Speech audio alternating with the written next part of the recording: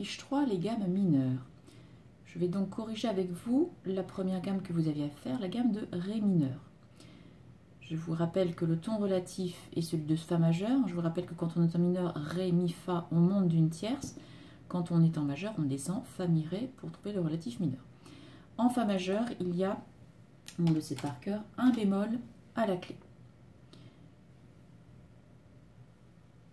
Je commence donc par mettre mon Si bémol à la clé, qui sera valable pour tous les Si.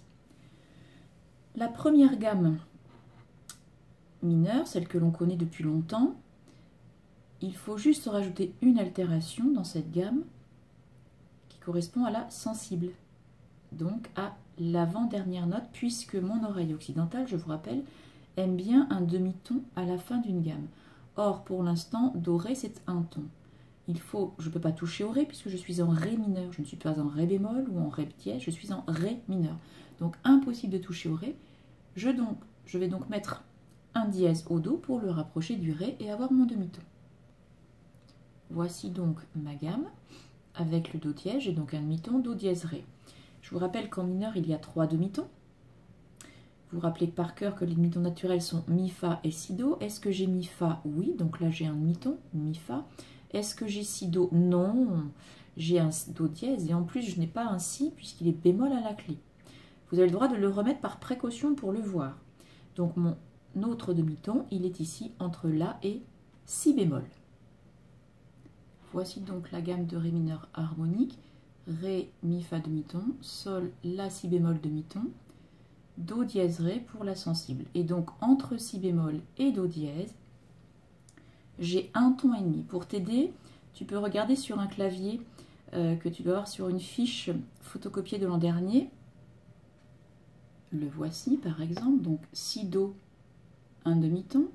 Si, Do dièse, un ton. Mais Si bémol, donc Si bémol, Do dièse, un ton et demi. Ça fait un demi, un demi, un demi. Donc maintenant que j'ai un ton et demi et Si, parfois, ça va me gêner sur le plan mélodique. Lorsque le compositeur va écrire une mélodie et que ses notes se suivent, ça ne va pas forcément être joli. Donc, cet espace qui est trop grand, 1,5, il faut que je le réduise à un ton, puisque mon oreille occidentale est habituée à entendre des tons ou des demi-tons. Donc, il y a deux solutions. La première, c'est que je vais donc garder le Do dièse, la sensible. Donc, je garde Do dièse, Ré.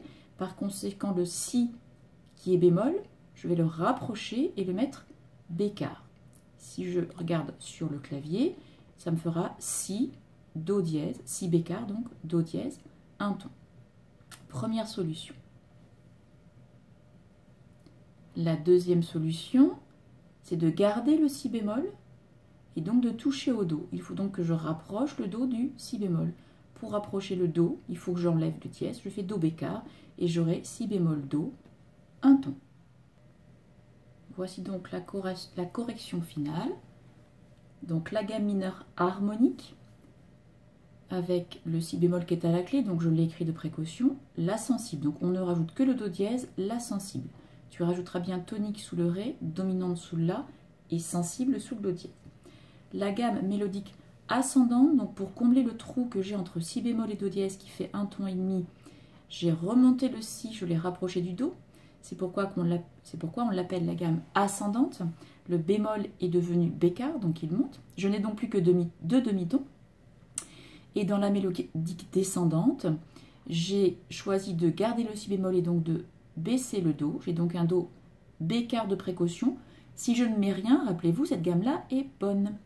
Pour faire un petit récapitulatif, donc rappelez-vous, dans la première gamme, il y a une altération. Dans la gamme mélodique ascendante, il y en a deux. Dans la gamme mélodique descendante, il n'y a rien. Si vous mettez rien, vous êtes sûr d'avoir bon. D'autre part, il y a donc 3 demi-tons dans la gamme harmonique, mais il n'y en a plus que 2 dans les gammes mélodiques, puisqu'on en a supprimé un.